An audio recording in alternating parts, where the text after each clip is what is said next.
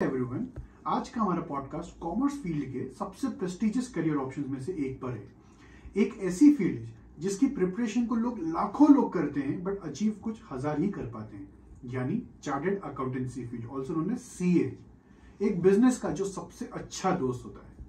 हम CA aspirants को chartered accountancy field में करियर के बारे में क्लैरिटी देने के लिए इस पॉडकास्ट को रिकॉर्ड कर रहे हैं, जैसे कि इसमें करियर अपॉर्चुनिटीज क्या क्या हैं, सीए करने में क्या क्या चैलेंजेस आते हैं, टैक्सेशन और अकाउंटिंग के अलावा हम किन किन फील्ड में करियर बना सकते हैं, पढ़ाई कैसे करें, इस करियर को कौन से टाइप के स्टूडेंट्स को सिलेक्ट करना चाहिए। इसीलिए हमने एक एक्चुअल सीए एस्पिरेंट को यहाँ पर इनवाइट किया है ताकि वो हमें इस फील्ड के प्रोज एंड कॉन्स को बहुत डिटेल में समझा सके।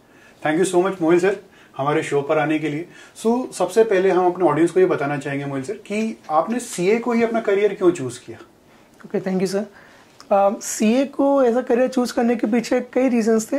सबसे बड़ा तो वी नो कि अगर हम किसी कोर्स में बहुत ज़्यादा टाइम और मेहनत दे रहे हैं तो वी वांट कि वो कंप्लीट करने के बाद हमारे सोसाइटी में प्रेस्टीज हो, वो रिस्पेक्ट हो। और CA is a career which give you utmost Prestige and respect in the society. मतलब जितना हार्डवर्क आप उसके अंदर डालते हो उसका मैनीफोल्ड आपको रिटर्न मिलता है when you become a chartered accountant. इसके अलावा जो कुछ क्वांटिटेटिव रीजंस है उनमें सबसे बड़ा है कि जो आज हमारे देश की सबसे बड़ा इशू है that is unemployment. CA course make you immune from these issues. अगर आप एक चार्टर्ड अकाउंटेंट हो तो जैसे प्रॉब्लम होती है लो वेजेस, अनएम्प्लॉयमेंट, इन कई जो ऐसे इश्यूज होते हैं उनसे आप इम्यून हो जाते हो। जैसे आपने सुना होगा कि अगर एक सीए डिग्री लेके कहीं भी जाएगा तो उसको कोई ना कोई जॉब तो मिल ही जाएगी। और अगर आप एक अच्छे चार्टर्ड अकाउंटेंट हो with a good experience, with knowledge, तो आई थिंक आपका एक 10 से 12 लाख का पैकेज ऑन एन एवरेज लग जाता है, जो बाकी फील्डों में आपको कई सालों बाद जाके मिलता है। तो सीए को चूज़ करने के पीछे क्वालिटेटिव रीज़न भी है कि सोसाइटी में उसकी रिस्पेक्ट है, हमें एक अच्छी जॉब मिलती है, और as in quantitative terms, in economic terms, knowledge के हिसाब से आपको सैलरी के हिसाब से आपको एक अच्छी जॉब मिलती है। और दूसरा, अगर आप सीए के बाद सीए के फील्ड में ही कंटिन्यू नहीं भी करना चाहते हो तो आपको बिजनेसेस का इतना नॉलेज हो जाता है कि आप अपनी फील्ड आसानी से स्विच कर सकते हो। अगर आपने कोई दूसरा कोर्स किया, जैसे आपने एमबीए किया है, इंजीनियरिंग की है, तो आपको एक स्पेसिफिक फील्ड का नॉलेज है। बट अगर आपने सीए किया है तो आप इतने बिजनेसेस के साथ इंटरेक्ट कर चुके होते हो, इतने बिजनेसमैन के साथ काम कर चुके होते हो कि आपको एक मल्टी बिजनेस एनवायरनमेंट का नॉलेज होता है। आपको फार्मास्यूटिकल कंपनीज का भी नॉलेज है, आपको लॉजिस्टिक्स कंपनीज का भी नॉलेज है, आपको फूड एफएमसीजी इंडस्ट्रीज का भी नॉलेज है, कैफेज का भी नॉलेज है। तो आपको इतने बिजनेसेस का नॉलेज हो जाता है कि आप जाके एंटरप्रेन्योरशिप के अंदर बहुत आसानी से जा सकते हो। जैसे स्टॉक मार्केट हो गया, आपने कई ऐसे चार्टर्ड अकाउंटेंट देखे होंगे जैसे विवेक बजाज, रचना रनाडे, रामदेव अग्रवाल जो कि मोतीलाल ओसवाल के को फाउंडर हैं। उसके अलावा अनिल सिंघवी का आपने नाम सुना होगा, जी बिजनेस के मैनेजिंग डायरेक्टर हैं। तो ये कई ऐसे लोग हैं जिन्होंने सीए के फील्ड में करियर ना बनाकर दूसरी फील्डों में भी बहुत अच्छा करियर बनाया है। क्यों? क्योंकि सीए फील्ड में उनको इतना नॉलेज हो गया था कि वो आसानी से इन फील्डों में एंटर कर पाए। तो सीए आपको सिर्फ एक चार्टर्ड अकाउंटेंट नहीं बनाता, सीए आपको एक कंप्लीट प्रोफेशनल बनाता है जिससे आप किसी भी बिजनेस की फील्ड में आसानी से एंटर कर सकते हो। सर मैं आपकी पूरी जर्नी जानना चाह रहा हूँ। जैसे एज अ स्टूडेंट आपने सीए फाउंडेशन दिया सबसे पहले, उसके बाद आपने सीए इंटरमीडिएट किया एंड अभी आप जैसे फाइनल्स की प्रिपरेशन कर रहे हैं। तो आपने अभी तक कोई कोचिंग ज्वाइन करी है या आपने मतलब अभी तक पढ़ाई कैसे करी? और हमारे व्यूअर्स को मैं बताना चाहता हूँ कि जैसे आपने सेल्फ स्टडी करी, जहाँ तक मुझे पता है, तो वो सेल्फ स्टडी के बाद भी आपने फर्स्ट अटेम्प्ट में ही अपने सारे एग्जाम्स क्लियर कर लिए। जनरली जो मैंने देखा है कि बच्चों को सीए इंटरमीडिएट में 2 अटेम्प्ट या 3 अटेम्प्ट भी लग जाते हैं, सीए फाइनल के अंदर भी उनको 3-4 अटेम्प्ट लग जाते हैं। काफ़ी सारे इस बीच में ड्रॉप आउट्स भी हो जाते हैं, काफ़ी हाई रेशियो होता है ड्रॉप आउट्स का यहाँ पर।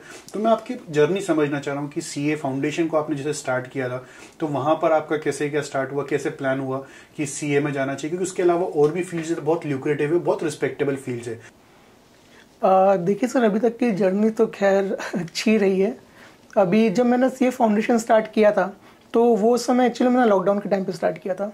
तो लॉकडाउन में एज वी नो कि फिजिकल सेंटर्स तो थे नहीं, और उस समय मेरी फैमिली के अंदर बहुत ज़्यादा चार्टर्ड अकाउंटेंट थे भी नहीं उस टाइम पे। मतलब मेरी जो फैमिली में अगर मैं देखूँगा तो फार्मास्यूटिकल और इंजीनियर्स की ही फैमिली है पूरी।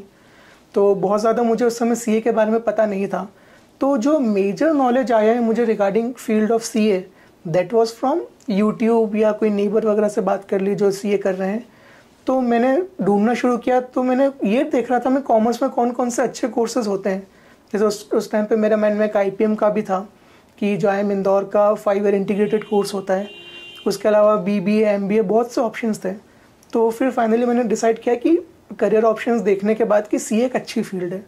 देन प्रिपेयर करना स्टार्ट किया तो मुझे ये समझ में आया कि CA फाउंडेशन इतना मुश्किल है नहीं कि आपको उसके लिए कोचिंग की डायरेक्ट ज़रूरत पड़े, क्योंकि अगर आप सिलेबस देखेंगे CA फाउंडेशन का तो that is almost very much similar to 12th commerce.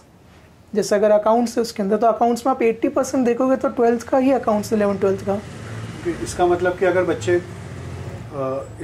अगर बच्चे ने 11th-12th भी अच्छे से पढ़ लिया तो CA फाउंडेशन वो इजीली क्लियर कर सकता है। और दूसरी बात है, दूसरा इश्यूज कहाँ आते हैं बच्चों को, वो आते हैं मैथमेटिक्स के अंदर, क्योंकि मैथ्स इंडिया के अंदर अगर आप देखोगे स्कूल्स में तो ज़्यादातर बच्चे आपको मैथ्स से ही डरते हुए मिलेंगे सबसे ज़्यादा। इवन आप और हम भी बचपन में मैथ्स से ही डरते थे। तो अगर आपका 11th-12th में कॉमर्स है, कॉमर्स के साथ मैथ्स है, तो फाउंडेशन के अंदर जो मैथमेटिक्स आता है उसके लिए बहुत अच्छे प्रिपेयर्ड होते हो। क्योंकि अगर आप एग्ज़ाम दे रहे हो, मैथ्स में इशू क्या आता है, मैथमेटिक्स ऑब्जेक्टिव है CA फाउंडेशन का। अब ऑब्जेक्टिव के अंदर आपको पूरा डेरिवेशन नहीं लिखना है आंसर का, आपको सिर्फ उसकी ट्रिक पता होनी चाहिए और आपको उसका टिक करना है, और नेगेटिव मार्किंग भी होती है। तो अगर आपका 11th-12th में ऑलरेडी वो टॉपिक्स पढ़े हुए होते हैं जो आपको CA फाउंडेशन में आते हैं, तो आपका बहुत सारा लोड वहाँ पे कम हो जाता है, क्योंकि आपको सिर्फ रिवीजन करना होता है। 12th के जस्ट 6-7 महीने बाद आप CA फाउंडेशन दे देते हो तो काफ़ी कुछ चीज़ें तो आपको ऑलरेडी याद होती हैं। तो अगर आपके 11th-12th में कॉमर्स के साथ मैथ्स है तो एक वो बहुत प्लस पॉइंट हो जाता है आपके लिए। और अगर आप कॉमर्स फील्ड से हो तो आपको अकाउंट्स में भी इतने इश्यूज नहीं आते। एक ऐसा सब्जेक्ट है लॉ जिसके अंदर आपको प्रॉब्लम आती है फाउंडेशन के अंदर, क्योंकि लॉ एक बहुत ही नया सब्जेक्ट होता है। इवन लॉ के अंदर तो अगर आप देखोगे CA इंटर और फाइनल के स्टूडेंट्स भी स्ट्रगल करते हैं। तो इसलिए मुझे लगता है अगर आपको कोचिंग लेनी है तो कई लोग अगर लॉ की ले लें तो वो भी हैं, वो भी कर सकते हो, या फिर यूट्यूब से पढ़ा जा सकता है। कई ऐसे इंस्टीट्यूट्स हैं अच्छे जिन्होंने अपना CA फाउंडेशन यूट्यूब पे फ्री में डाल रखा है। कुछ एग्जांपल्स बताना चाहेंगे सर जिनका कोर्स आपको बहुत अच्छा लगा हो, जो CA फाउंडेशन बच्चों को हेल्प कर सके? जी बिल्कुल, मैंने वी स्मार्ट अकेडमी पुणे से क्या यूट्यूब चैनल से पढ़ा है पूरा CA फाउंडेशन। ओके। उस समय उनके लॉकडाउन में पूरा कोर्स उनके टीचर्स ने फ्री में अपलोड कर रखा था, तो मैंने पूरा फाउंडेशन जो है वो घर पे उनके यूट्यूब चैनल से ही पढ़ा है, तो काफ़ी अच्छा था। उसके अलावा एक नाटा प्रोफेशनल एकेडमी है, उसके भी बहुत सारे यूट्यूब पे लेक्चर्स थे। और कई सारे ऐसे अच्छे इंस्टीट्यूशन हैं जो आप अगर यूट्यूब पे सर्च करोगे तो आपको और भी मिल जाएंगे। एक राज के अग्रवाल नाम का एक चैनल है, वो भी काफ़ी अच्छा है। तो ये कई ऐसे रिसोर्सेज हैं जो आप थोड़ा ढूंढोगे ना तो आप फाउंडेशन के अंदर अपना टाइम और पैसा दोनों बचा सकते हो, और यूट्यूब के थ्रू भी प्रिपेयर करके एग्ज़ाम दे सकते हो। अगर आपको लगता है कि नहीं मैं यूट्यूब में सेल्फ स्टडी में डिसिप्लिन नहीं आ पा रहा, मैं नहीं पढ़ पा रहा, तो then you should go for coachings. मतलब we are not hostile towards coaching कि आपको नहीं जाना चाहिए। इफ़ यू आर केपेबल, कि आपको लगता है कि आप बहुत ही ब्राइट स्टूडेंट थे 11th-12th के अंदर, आपके कॉन्सेप्ट्स बहुत क्लियर हैं, आपने अच्छे से पढ़ा है, तो मुझे लगता है कि शायद आप सेल्फ स्टडी से फाउंडेशन निकाल सकते हो। और तो फाउंडेशन में इतना कोई इश्यू नहीं आता। सबसे ज़्यादा तो पासिंग रेट है वो फाउंडेशन में ही है। देन एक बार आप फाउंडेशन निकाल लेते हो तो यू कम फॉर इंटरमीडिएट। अब इंटरमीडिएट के अंदर एकदम से एक वज्रपात होता है स्टूडेंट के ऊपर, क्योंकि उसका सिलेबस एकदम से बहुत बढ़ जाता है। जहाँ आपके गिनती के 3-4 पेपर होते हैं फाउंडेशन के अंदर, 4 पेपर होते हैं, वो पहले हमारे टाइम पे 8 होते थे, अभी शायद 6 हो गए, इंस्टीट्यूट्स ने कुछ कम करा है न्यू स्कीम के तहत। तो आपका सिलेबस बहुत बढ़ जाता है। जैसे आपको फाउंडेशन में टैक्स नहीं होता, इंटर में आपको टैक्सेशन आ जाता है, इनकम टैक्स GST जो आप पहली बार पढ़ रहे होते हो, पहला स्ट्रगल उसमें आता है। क्योंकि इनकम टैक्स एक ऐसा सब्जेक्ट है जिसमें आपको बहुत कॉन्सेप्चुअल क्लैरिटी होना ज़रूरी है। आपको प्रॉब्लम सॉल्व बहुत सारी ऑलरेडी करके रखनी पड़ेगी, पेपर सॉल्व करने पड़ेंगे, तब आपको समझ में आएगा कि आंसर को प्रेजेंट कैसे करना और क्वेश्चन समझना कैसे है। कई बार ऐसा होता है कि इनकम टैक्स में आप क्वेश्चन समझ ही नहीं पाते हो ताकि आप आंसर दे पाओ। अभी तो रिसेंटली गवर्नमेंट ने 11th-12th के सब्जेक्ट्स में भी GST को ऐड ऑन कर दिया है, as far as I know. So मतलब काफ़ी कुछ बच्चों को अब थोड़ा सा उनको एक बेसिक एस्पेक्ट तो मिल ही जाता है कि 11th-12th में किस तरह से GST क्या होता है, किस तरह से लागू होता है हमारे देश में। और मुझे ये जानना है सर कि जैसे मार्केट में तो ये बच्चों को ये समझाया जाता है, ये कहा जाता है कि अगर आपको CA बनना है या आपको कोई भी अच्छी कॉम्पिटिटिव फील्ड की तैयारी करनी है तो आपको एक कोचिंग की सख्त ज़रूरत होती है। जैसे कि आप बता रहे हैं कि बच्चों को अगर सेल्फ डिसिप्लिन उनमें है, तो सेल्फ डिसिप्लिन का मतलब क्या यही हम समझ रहे हैं कि अगर बच्चा खुद से ही अगर 12-13 घंटे घर पे पढ़ाई करने के लिए वो एलिजिबल है, जो खुद से अगर समय निकाल रहा है 12-13 घंटे पढ़ रहा है वो, तो उसको कोई और कोचिंग ज्वाइन करने की ज़रूरत नहीं है। बट अगर वो नहीं निकाल पा रहा है या वो अगर थोड़ा सा लेजीनेस में या उस जोन में जा रहा है तो फिर उसको जाहिर सी बात है कि कोचिंग ज्वाइन करना ही चाहिए। देखिए, सेल्फ डिसिप्लिन से मेरा ये मतलब है कि अगर आप लेक्चर देख रहे हो तो अब आप अगर फिजिकल क्लासरूम में हो तो आपको सामने एक टीचर खड़ा है जो अगर आपका ध्यान इधर उधर होता है तो वो आपको पढ़ा देगा। बट जब हम ऑनलाइन लेक्चर अटेंड करते हैं, यूट्यूब से पढ़ते हैं, तब कोई टोकने वाला नहीं होता, क्योंकि जनरली क्या होता है, बच्चा पढ़ रहा होता है तो पेरेंट्स भी यहाँ वहाँ बैठे होते हैं कि उसको डिस्टर्ब ना हो, वो पूरे टाइम देख नहीं रहे होते हैं। कई लोग ऐसे होते हैं जो घर के बाहर रह के प्रिपेयर करते हैं। तो अगर आप ऑनलाइन पढ़ रहे हो, अगर आप यूट्यूब से पढ़ रहे हो, तो कोई आपको टोकने वाला नहीं है, तो वहाँ पर बीच में लेक्चर को पॉज करके दूसरा टैब नहीं खुलेगा, दैट इज़ डिसिप्लिन। ओके, जैसे YouTube का भी एल्गोरिथम इसी वर्क करता है कि आपको सबसे ज़्यादा एंटरटेन कर सके और सबसे ज़्यादा अपने चैनल पर रख सके, तो शायद YouTube ही आपको कुछ ऐसे वीडियोस या कुछ और सजेस्ट कर देगा कि वो आपको अपने मेन जो फोकस है उससे डाइवर्ट कर सके। जैसे कुछ हो सकता है नया कोई सॉन्ग आया हो, कोई नया वीडियो ट्रेलर आया हो जो कि आप देखना पसंद करते हो, तो यूट्यूब आपको क्या है कमिंग नेक्स्ट में वो सजेस्ट कर दे। फिर आपको वहां से बचना है। बिल्कुल, आपको इंस्टाग्राम पे, व्हाट्सएप पे कोई अगर मैसेजेस आ रहे हैं तो आपको वहां से बचना है। तो इसी डिसिप्लिन की आप यहाँ पे बातचीत करना चाहिए। तो जनरली इसकी फीस कितनी होती है? अगर हम फिजिकल क्लासरूम की बात करें तो जनरली इंदौर जैसे शहर में जो Tier 2 सिटी आता है उसकी फाउंडेशन लेवल की फीस कितनी होती है? I think 20 to 30,000, 20-30,000 rupees. और इसका सेम स्ट्रक्चर, मतलब फीस स्ट्रक्चर इंटरमीडिएट में कितना हो जाता है? सर इंटरमीडिएट में इफ यू गो तो 50 to 60,000 हो जाती है फीस। ओके सर, जैसे सबसे ज़्यादा जो ड्रॉप आउट रेट्स है स्टूडेंट्स का, वो मैंने देखा कि इंटरमीडिएट के बाद आर्टिकलशिप में आता है और कुछ हद तक फाइनल्स के एग्जाम में भी आता है। तो इसको मुझे समझना है, मैं अपने स्टूडेंट्स को ये समझाना चाहता हूँ कि ये चीज़ क्यों होती है, ताकि वो अभी से प्रिपेयर होकर चलें। आर्टिकलशिप में क्यों बच्चे ड्रॉप आउट कर जाते हैं? या शायद वो बर्डन नहीं झेल पा रहे हैं, या फिर वो मतलब कोर्स कंटेंट के लिए पढ़ाई समय पे नहीं कर पाते हैं, या फिर वो 3 साल में अपने आप को इतना एग्जॉस्ट कर लेते हैं कि वो उस फील्ड से उनका भरोसा उठ जाता है। मतलब हमको इसको लेकर एक व्यूअर्स को एक छोटा सा एक उनका आइडिया देना चाहता हूँ मैं। देखिए, आर्टिकलशिप में क्या होता है ना कि बहुत सारे ऐसे स्टूडेंट्स होते हैं जिन्होंने कभी ऑफिस में काम किया ही नहीं होता है, वर्कलोड कभी देखा नहीं होता है। तो when you suddenly go to office, वहाँ पे आपको डेडलाइंस आ जाती हैं सामने, तो कई लोग उससे कोप अप नहीं कर पाते कि ये रिपोर्ट है, आपको इस टाइम पीरियड के अंदर सबमिट करनी है, आपको इस क्लाइंट से इस तरह से बात करनी है, किस क्लाइंट को कैसे हैंडल करना है। ये चीज़ें स्टूडेंट्स पहली बार करते हैं बहुत सारे लोग। तो उसमें प्रॉब्लम क्या आती है ना कि आप जब पहली बार इतने प्रोफेशनल फील्ड में जाते हो तो वहाँ पर प्रेशर जो हैंडल कर लेते हैं वो तो फिर फाइनल तक पहुँच जाते हैं। कई लोग ऐसे होते हैं कि जिनको या तो ऑफिस का एनवायरनमेंट नहीं सूट होता और बहुत लंबे वर्किंग आवर्स नहीं झेल पाते, वो ड्रॉप आउट हो जाते हैं। अब इसमें एक चीज़ ये भी बहुत इंपॉर्टेंट है कि आपकी जो फर्म है वो कैसी है। कुछ फर्म ऐसी होती है जिनमें आपको कुछ काम मिलेगा ही नहीं, तो वहाँ तो आप जाओ अपना फाइनल का पढ़ते रहो बैठ के, वहाँ से कोई ड्रॉप आउट नहीं होता क्योंकि वहाँ पर वर्कलोड है ही नहीं। कुछ ऐसे होते हैं जिनमें मीडियम वर्क है, आपको थोड़ा बहुत काम भी करना है, बाकी खाली समय में आप पढ़ सकते हो, जल्दी निकल सकते हो, वो अच्छी फॉर्म है। मतलब आपको बहुत ज़्यादा सीखने को नहीं मिलेगा बट एक वर्क लाइफ बैलेंस वहाँ पे ठीक रहता है। सबसे ज़्यादा ड्रॉप आउट रेट अगर आप देखोगे तो वो होते हैं बिग 4 में या बहुत बड़ी फर्मों में, या तो वो ट्रांसफ़र ले लेते हैं या फिर CA ड्रॉप कर देते हैं। क्योंकि कई बार क्या होता है ना, भले बिग 4 नहीं तो जो बहुत बड़ी फर्में होती है वहाँ पे कई बार बच्चों को वर्क एनवायरनमेंट नहीं सूट होता। अब देखा जाए तो जो बहुत बड़ी फर्में हैं पुणे में, बेंगलुरु के अंदर, उनमें टाइम होता है 10 to 6, बट आपको एक्चुअल काम करना पड़ता है 6 to 10, तो वो नहीं हैंडल कर पाते कई स्टूडेंट्स। उसमें इवन ये काउंट करते हैं कि कितने दिन में जाएगा नए न्यू कमर्स। एक मैं वीडियो देख रहा था एक CA फैकल्टी का ऐसे पॉडकास्ट के पहले, तो वो उन्होंने बहुत अच्छी लाइन बोली थी कि पापा की परी और मम्मी के चमगादड़ को मेहनत करने की आदत नहीं होती है। एग्जैक्टली तो यही प्रॉब्लम होती है कि बच्चे CA से फिर दूर भाग जाते हैं या CA फील्ड को ही ड्रॉप आउट कर देते हैं क्योंकि उनको वर्क एनवायरनमेंट का अभी तक आदत नहीं होता है। हाँ, और वो इतने वर्क प्रेशर में, और वो 12-12, 14-14 घंटे काम करने के लिए एक सलंग एक ही फोकस के साथ में काम करने की उनकी हैबिचुअलिटी नहीं होती है। ओके, तो ये एक बहुत मेजर है। दूसरा क्या होता है, अगर आपने आर्टिकलशिप निकाल भी ली तो CA फाइनल का जो करिकुलम है वो बहुत वास्ट है। मतलब जो उसमें जो 6 पेपर होते हैं, पहले तो 8 होते थे, अभी 6 कर दिए, 2 सेल्फ पेस्ड में चले गए जो न्यू स्कीम है। तो जो 6 पेपर होते हैं CA फाइनल के अंदर वो बहुत लेंथी हैं। जैसे अगर आप बात करेंगे फाइनेंशियल रिपोर्टिंग की, तो आप किसी भी टीचर का लेक्चर लेंगे आपको 300 घंटे से कम का लेक्चर नहीं मिलेगा ज़्यादातर फैकल्टीज़ का। मतलब आपको 300 आवर्स के लेक्चर देखने हैं, और देखने के लिए आपको बहुत ज़्यादा अलग से समय नहीं मिलेगा, आपको ऑफिस से घर आकर ही देखने हैं। तब ऑफिस में 8 से 10 घंटे काम करने के बाद वो 3 घंटे का लेक्चर देखना, दैट इज़ अ स्ट्रगल, वो बहुत मुश्किल है। ओके। तो अब ऐसा एक सब्जेक्ट नहीं है, ऐसा आपको कई सब्जेक्ट्स हैं, आपको AFM है, आपको FR है, टैक्सेशन है।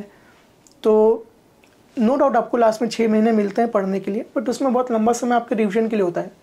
जैसे अगर मई में एग्ज़ाम है तो आपको जनवरी में आपको सिलेबस कंप्लीट नहीं करना, जनवरी फरवरी में वो आपके रिविजन का टाइम स्टार्ट करने का होता है।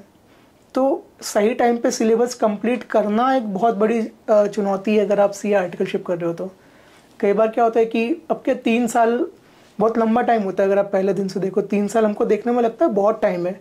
तो जो सही कट ऑफ डेट होती है कि मुझे इस तारीख से पढ़ाई शुरू कर देनी है, वहाँ पे गाइडेंस भी बहुत इंपॉर्टेंट होती है। आपके फर्म में कोई सीनियर है, आपका कोई रिश्तेदार है, कोई दोस्त है, उससे कि हमें किस समय पढ़ाई शुरू करनी है और एक दिन में कितनी करनी है, आपको कब तक अपना सिलेबस कंप्लीट करना है, एंड में रिविजन कितनी बार करना आपके लिए फीजिबल है। आपको हमारे इंस्टीट्यूट में RTP MTPs भी होते हैं, रिविजन टेक्स्ट पेपर और मॉक टेस्ट पेपर, उनको कितने पेपर्स को सॉल्व करना है, ऐसे बहुत सी प्लानिंग होती है। तो कई बार क्या होता है कि आप आर्टिकलशिप में काम और पढ़ाई के बीच में एक सामंजस्य नहीं बिठा पाते, तो उसके कारण भी फाइनल खराब हो जाता है। मतलब वर्क लाइफ बैलेंस वाली बात है। हाँ, कि आपको वर्क लाइफ भी मैनेज करनी है, पर घर पे आके आपको 2-3-4 घंटे की आपको प्रिपरेशन भी स्टार्ट करनी है। एग्जैक्टली। उसको आप स्किप नहीं कर सकते हो, भले आपकी वर्क लाइफ 12 घंटे की हो चाहे 14 घंटे की हो, घर आके आपको 3-4 घंटे तो आपको अपनी पढ़ाई के लिए, स्टडीज के लिए अलग से देना ही देना है। और वो सेकेंड ईयर से करो तो भी चलता है। मतलब फर्स्ट ईयर में ये एक्सपेक्ट करते हैं कि थोड़ा चिल करेंगे, वर्क लाइफ को थोड़ा अडॉप्ट करेंगे, उसके हिसाब से खुद को ढालेंगे, तो पहले 1 साल में इतना प्रेशर नहीं होता। आर्टिकलशिप की बात करें, आर्टिकलशिप में फर्स्ट ईयर जो है थोड़ा सा चिल होता है, सकते हैं। सेकेंड ईयर से आपको थोड़े स्टडीज में स्टार्ट करना पड़ता है। ओके। और जहाँ तक बात है टैक्सेशन की, तो जो इनकम टैक्स है, GST है, वो तो जनरली अगर मई में अटेम्प्ट है तो अक्टूबर से स्टार्ट करते हैं, क्योंकि तभी सारे अमेंडमेंट फाइनलाइज हो जाते हैं।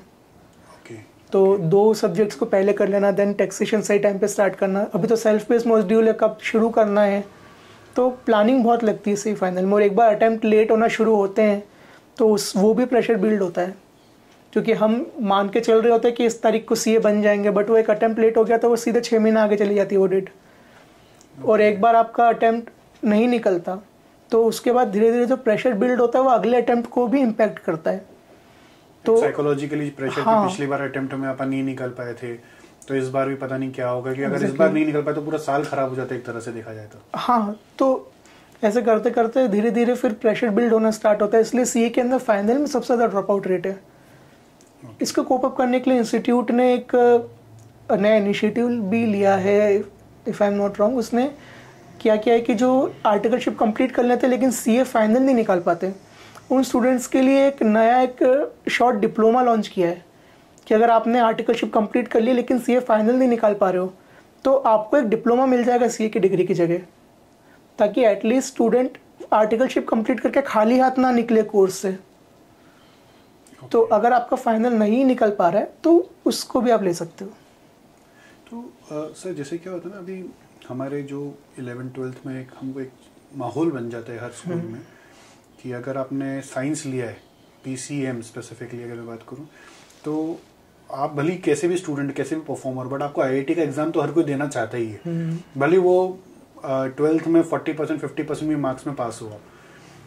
वैसे सर कॉमर्स के भी एक माहौल बना हुआ है कि कॉमर्स अगर आपने लिया है तो एक CA का अटेम्प्ट तो बनता ही बनता है। तो मुझे ये जानना है कि सर कौन से स्टूडेंट्स को CA करना चाहिए और वो सेल्फ चेक कैसे कर सकते हैं कि क्या मैं CA देने का लायक हूँ या नहीं हूँ? नहीं, I would disagree on this point. Commerce के टाइम पे आज के तारीख में बहुत से करियर ऑप्शन आ गए हैं। कि मतलब इवन मेरे अगर क्लासमेट्स की बात करें तो मेरी क्लास में अंडर 10 लोग हैं जिन्होंने CA ऑप्ट किया होगा। 70 to 80 का बैच था हमारा। 70 से 80 स्टूडेंट में 10 भी नहीं मिलेंगे आपको जिन्होंने CA ऑप्ट किया है, क्योंकि आज के टाइम पे लोग समझते हैं कि CA में हम 5 साल डालेंगे तो उसके बाद भी कोई सर्टेनिटी नहीं है कि हम चार्टर्ड अकाउंटेंट बन ही जाएंगे।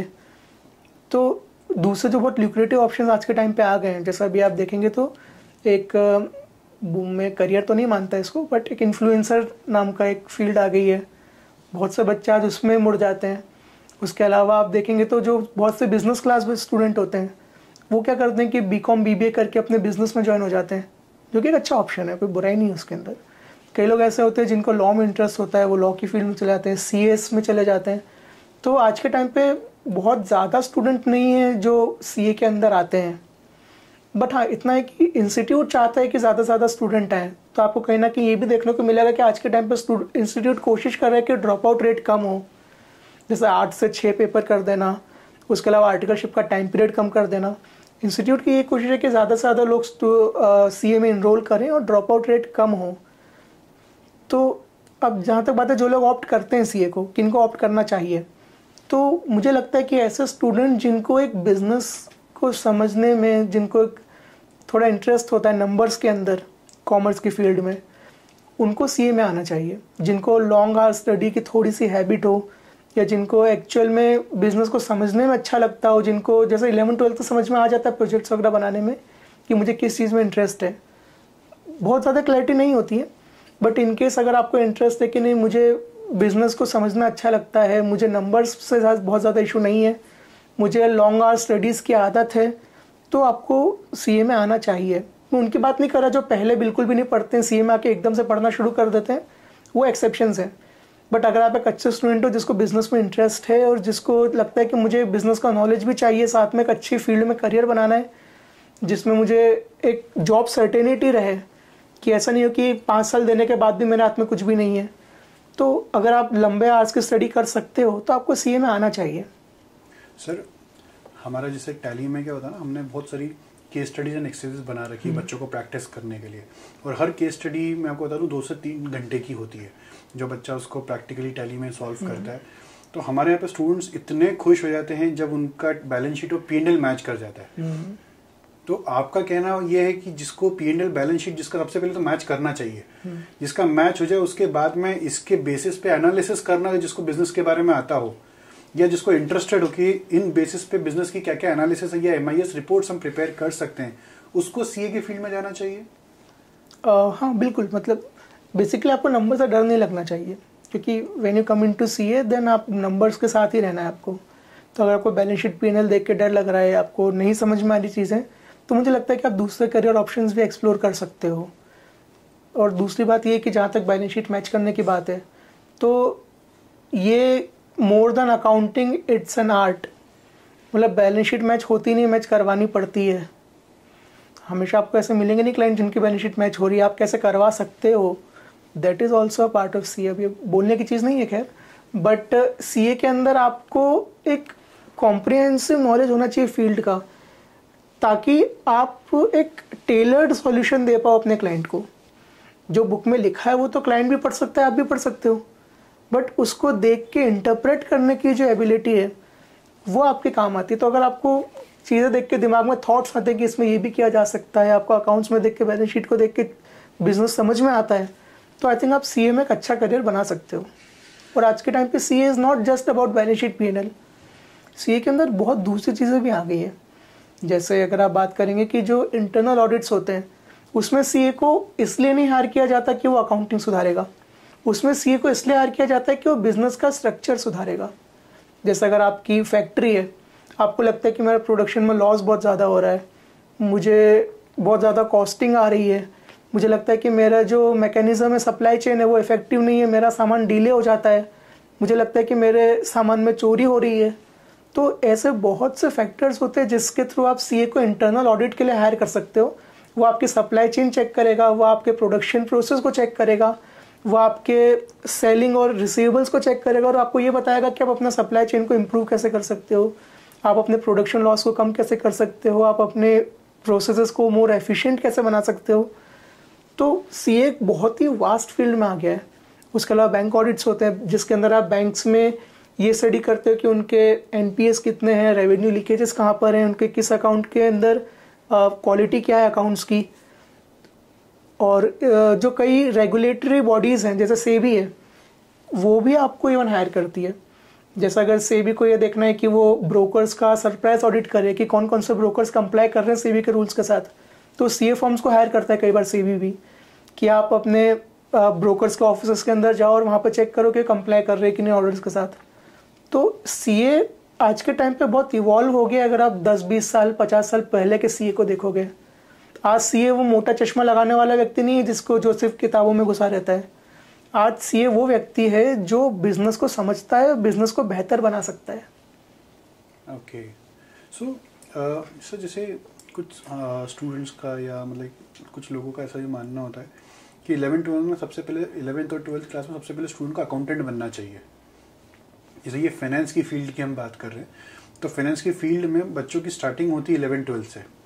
11th-12th में सबसे पहले स्टूडेंट को एक अकाउंटेंट बनना चाहिए, अच्छा अकाउंटेंट। वहाँ से आप कर सकते हो सीए। सबसे पहले आप अकाउंटेंट बने, अकाउंटेंट से फिर आपको बनना है सीए।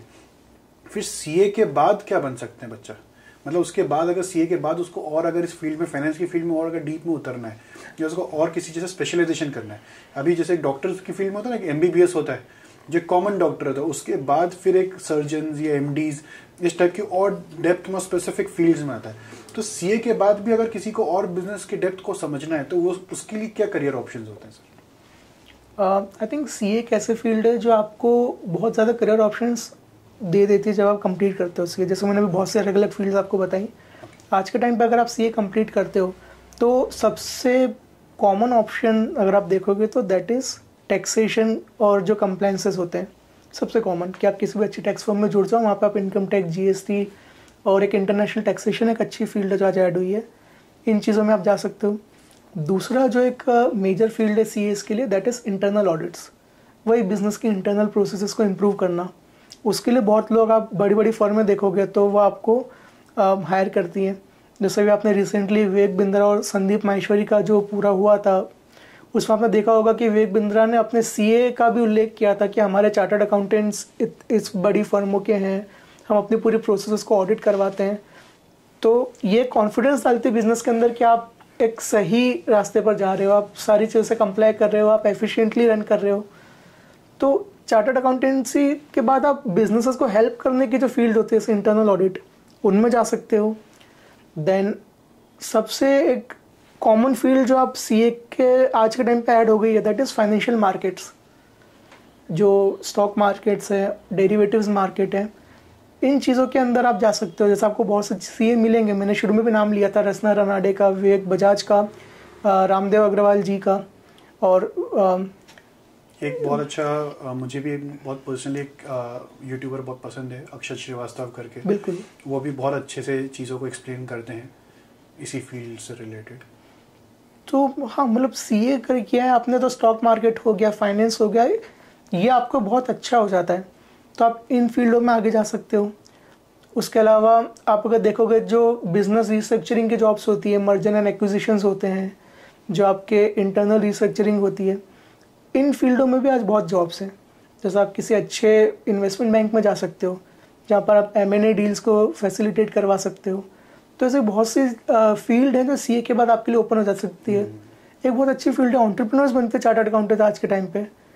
जैसे आपने अमन का नाम सुना होगा, शार्क टैंक में कितने सीए मिलते हैं आपको? बिल्कुल बिल्कुल। Aman is I think CA, right? Yes, Aman CA, वो सीए क्लियर किया हुआ है। तो आपको सर ढेरों एग्जांपल्स मिल जाएंगे जो chartered accountants successfully business run कर रहे हैं आज के टाइम पे, क्योंकि वो बिजनेस को समझते हैं। आप अगर 3 साल तक लगातार बिजनेस के साथ इंटरेक्ट कर रहे हो तो जाहिर सी बात है बिजनेस को समझोगे।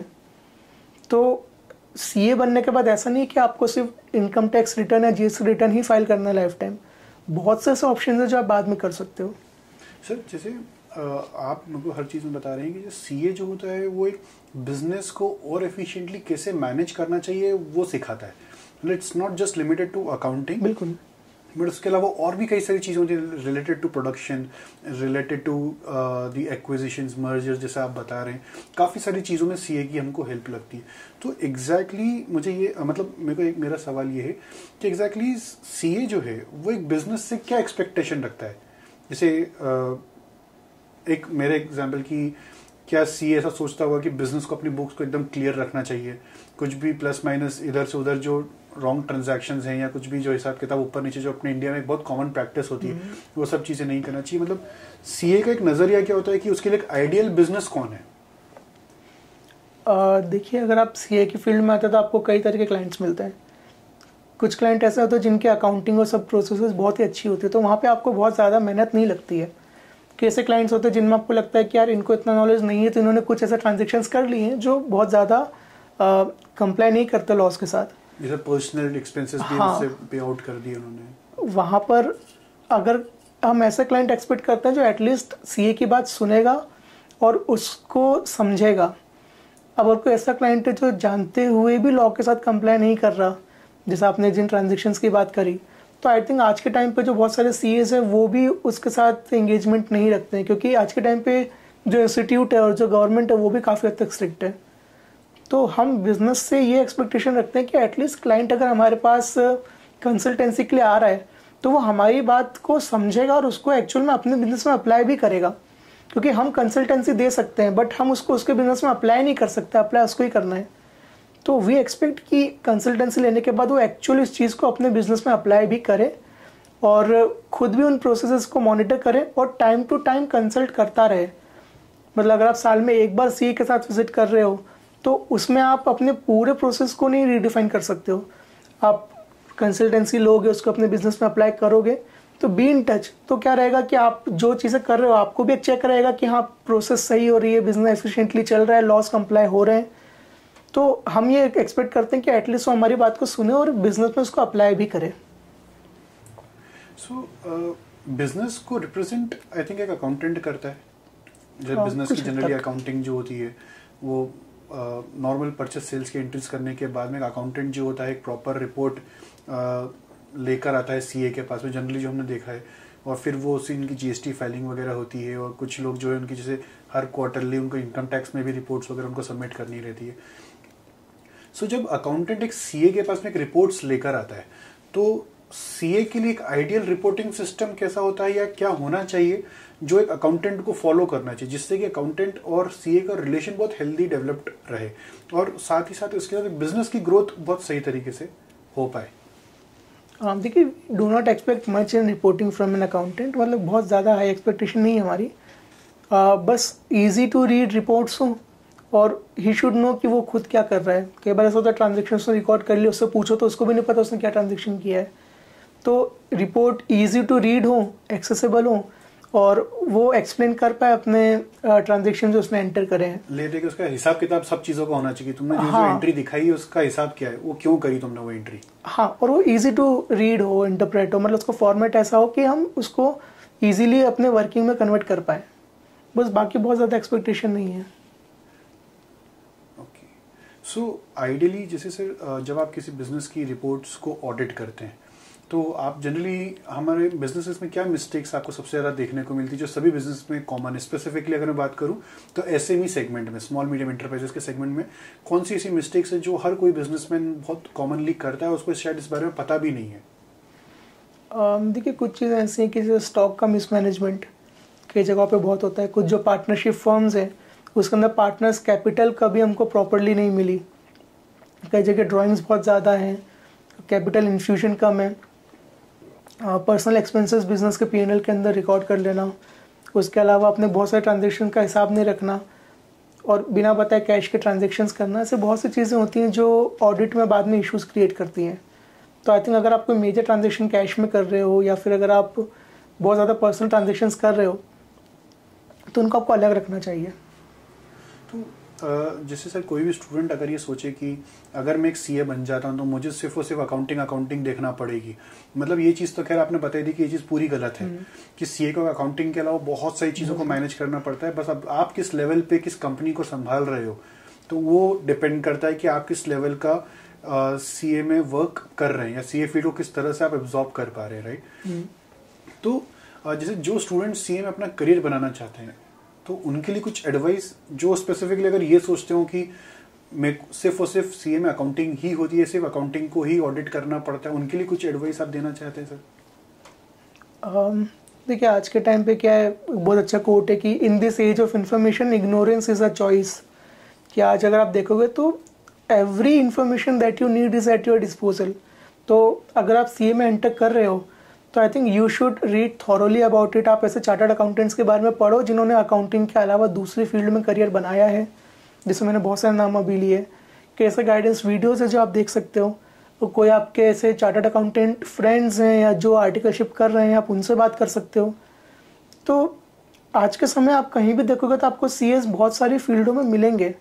आपको थोड़ा सर्च करना पड़ेगा अपने इंटरेस्ट के हिसाब से, क्योंकि हर फील्ड हर इंसान के लिए नहीं होती है। कुछ लोग होते हैं जिनको ऑडिट सूट करता है, जिनकी ऐसे ना आदत होती है गलतियाँ निकालना, उनके लिए ऑडिट सूट करता है उन लोगों को। कई लोग ऐसे होते हैं जो खुद से बैठ के काम करने की आदत है, जिनको कि मुझे आसपास कोई नहीं होना, मैं बैठ के अपना काम करता रहूँगा। उनके लिए फिर स्टॉक मार्केट हो गया या टैक्सेशन, ऐसी फील्ड उनको सूट करती है। आपको लोगों से इंटरेक्ट करना पसंद है, आपको फाइनेंस बहुत अच्छा लगता है, तो आप स्टॉक मार्केट्स हो गए, मर्जर एंड एक्विजिशंस हो गए, या फिर इन्वेस्टमेंट बैंकिंग हो गई, आप इन फील्ड्स में जा सकते हो। तो आपको पहली बात तो सर्च करना पड़ेगा कि सीए में कौन कौन से फील्ड्स हैं, और दूसरा आपका इंटरेस्ट के हिसाब से कौन सी फील्ड सही बैठ रही है। तो इन दो चीज़ों के साथ अगर आप स्टार्ट करोगे तो आई थिंक आपको काफ़ी क्लैरिटी मिल जाएगी। और अगेन 100% क्लैरिटी के साथ कोई स्टार्ट नहीं करता। आपको लग रहा है मेरे लिए फील्ड ठीक है तो आप स्टार्ट करो। आर्टिकलशिप के दौरान आपको सभी चीज़ें क्लियर हो जाती हैं, क्योंकि आपके इतने लोगों के साथ इंटरेक्शन होता है, आप ऑलरेडी इतना काम कर रहे हो मार्केट में। तो आपके जो पहले दिन के डाउट हैं वो आपके 2-3 साल के अंदर इस फील्ड में रहते हुए ही क्लियर होंगे। आप बाहर से देखते रहोगे तो आपको कभी क्लियर नहीं होगा। एक बार आप इस फील्ड में आओगे तब आपको पता चलेगा इस फील्ड में कौन से करियर अपॉर्चुनिटी आपके लिए है। सर बस एक लास्ट क्वेश्चन है, मुझे ये जानना है कि सीए जो फील्ड एज अ करियर है वो आने वाले 10 साल में उसका क्या फ्यूचर है? नेक्स्ट 10 ईयर्स में सीए जो, अगर आज कोई सीए की प्लानिंग कर रहा है तो नेक्स्ट 10 ईयर्स में वो अपने आप को कहाँ स्टैंड करता हुआ देख सकता है, एक्सपेक्ट कर सकता है कि मैं यहाँ स्टैंड करूँगा? देखिए कई चीज़ें हैं, जैसे आज के टाइम पे अगर आप देखेंगे तो टैक्स लॉज सिंप्लीफाई हो रहा है। जैसे पहले के मुकाबले अगर देखेंगे तो पेपर वर्क बहुत था। आज तो मैं कई बिजनेस को देखता हूँ कि वो अपने जीएसटी रिटर्न्स खुद फाइल कर लेते हैं। कई ऐसे सैलरीड पर्सन है जो अपना आईटीआर खुद फाइल कर लेते हैं। तो जो कन्वेंशनल सीए का काम है, अनटिल अनलेस आपके पास वॉल्यूम बहुत ही ज़्यादा हो, उसमें सर्वाइव करना उसके भरोसे थोड़ा मुश्किल है।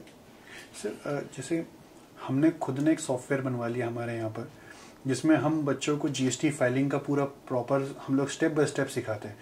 जैसे हम लोगों के यहाँ पे प्रैक्टिस एक्सरसाइज बनी हुई है ढेर सारी, जिसमें बच्चों को हम ये सिखाते हैं कि सबसे पहले कोई भी कंपनी का रजिस्ट्रेशन कैसे लेना चाहिए। कंपनी का रजिस्ट्रेशन लेने के बाद आप उस कंपनी की जीएसटी फाइल कैसे करते हैं। आप अगर रेगुलर स्कीम में तो जीएसटी फाइल कैसे करना है, कंपोजिशन स्कीम में तो जीएसटी फाइल कैसे करना है। जैसे हमने पूरा एक सिम्युलेटिंग सॉफ्टवेयर बनवा रखा है, तो जिसमें बच्चा एक ही कंपनी के 4-4, 5-5 बार जीएसटी फाइल करना सीख सकता है। जैसे 8 से 10 कंपनीज बना सकता है हमारे सिमुलेशन सॉफ्टवेयर पर, वो एग्जैक्टली पूरा के पूरा जीएसटी पोर्टल जैसा ही दिखता है। तो मेरा सवाल ये है कि जैसे जीएसटी पोर्टल जो है वो खुद ही स्टूडेंट जो है जीएसटी पोर्टल में फाइल करना सीख रहा है, तो मार्केट में जब वो जा रहा है तो कंपनीज की भी जीएसटी फाइलिंग वो खुद ही कर पा रहा है। ऐसी सेम हमने ट्रेसेस का भी एक सॉफ्टवेयर, डिट्टो एक सिमुलेशन सॉफ्टवेयर बनवा रखा है, जिसमें हम लोग उनको सिखाते हैं कि इनकम टैक्स की फाइलिंग वगैरह कैसे करते हैं। तो और अभी आप रिसेंटली देख रहे हैं कि एआई भी यहाँ पे मार्केट में नया नया लॉन्च हो रहा है, तो काफ़ी सारी जॉब्स जो है वो एआई ने ख़त्म कर दी हैं, और अभी तो एआई की स्टार्टिंग ही है।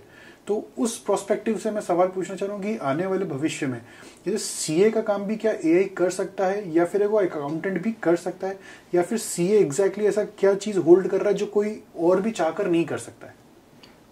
देखिए जहाँ तक बात है एआई की, तो वो मेक टेक्नोलॉजी और फ्रेंड वाली चीज़ है। आप उससे दूर भाग के अपना करियर नहीं बना सकते, क्योंकि एआई आपकी जॉब नहीं खाएगा। कोई ऐसा व्यक्ति जो एआई को अच्छे से यूज़ कर रहा है वो आपकी जॉब लेगा। तो जहाँ तक बात है इन चीज़ों की, तो आपको इनसे दूर नहीं भागना है, आपको इन चीज़ों को अडॉप्ट करना पड़ेगा आज के टाइम पे। जैसे माइक्रोसॉफ्ट एक्सेल है, अब आज हर सीए एक्सेल पे काम करता ही है। भले ही पहले के लोग हाथ से बही खाते बनाते थे, बट आज तो बिना एक्सेल के काम नहीं हो सकता। तो हो सकता है आगे आने वाले समय में एआई एक एसेंशियल पार्ट बन जाए एमएस एक्सेल का भी। तो आपको सीखते रहना पड़ेगा इन नए टूल्स को। नहीं तो जैसे कई लोग ऐसे थे जो, आपको याद होगा कि एक .com बबल आया था यूएस के अंदर, उस समय जब नया नया आया था, वेबसाइट्स वगैरह आई थी, सॉफ्टवेयर्स की फील्ड नई आई थी, तो उस समय एकदम से लोगों का भरोसा इनमें उठा था, फिर एकदम से कम हो गया था। अब कई लोग ऐसे हैं जो इंटरनेट की वेव पे उस टाइम पे सवार हो गए, कई लोग ऐसे जिन्होंने नहीं किया।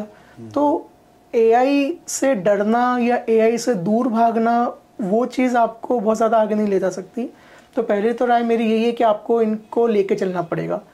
और दूसरा ये है कि हो सकता है कि ऐसे जो मैनुअल काम है, जैसे रिटर्न्स फाइल करना, सिंपल रिटर्न्स जो होते हैं, उसके अलावा बैंक्स के अंदर से क्रेडिट अप्रेजल चीज़ें होती हैं, जो प्रोसेस ओरिएंटेड काम है, जिनमें आपको एसओपी बना हुआ है, आपको ऐसे ही काम करना है, वो चीज़ें काफ़ी हद तक एआई रिप्लेस कर सकता है। बट कई ऐसी चीज़ें जहाँ पे ह्यूमन इंटरवेंशन लगता है, जैसे फाइनेंशियल एडवाइस देना, चीज़ों को एनालाइज करना, एक बिज़नेस को समझना, कई ऐसी चीज़ें जहाँ पे मुझे लगता है फ्यूचर में सीए की नीड रहेगी। बट अगेन आपको टेक्नोलॉजी को के हिसाब से खुद को अपडेटेड रखना पड़ेगा और आँख नाक कान खुले रखने पड़ेंगे कि ऐसे कौन से फील्ड है जो आज भी 10 साल बाद भी एआई का इंटरवेंशन जिनमें कम रहेगा या फिर जिसमें एआई का यूज़ करके आप अपना करियर बना सकते हो। पर आपने मुझे बहुत अच्छी चीज़ बताई कि मेक टेक्नोलॉजी योर फ्रेंड जी, जिसमें आप ये बताना चाह रहे हैं कि एआई को यूज़ करके आप अपनी अकाउंटिंग को, अपनी टैक्सेशन फाइलिंग को सिंप्लीफाई तो कर सकते हैं, बट सीए जो है खुद में एक ब्रह्मास्त्र है। हाँ, उसको आप कभी स्किप नहीं कर सकते हो अगर आपको बड़ा बिजनेस करना है तो। इवन सीए को भी इन चीज़ों को साथ में लेके चलना पड़ेगा। तो 10 साल बाद भी आप एक्सपेक्ट करो कि आज जैसा ही काम होगा तो वो नहीं हो सकता। तो इन 10 साल में आपको भी खुद को 10 साल आगे अपडेट करना पड़ेगा कि 2034 में आप 2025 में नहीं अटके रहो। तो अगर आप खुद को अपडेटेड रखते हो इस फील्ड के अंदर तो आई थिंक आपकी जॉब अपॉर्चुनिटीज़ कहीं नहीं जा रही है।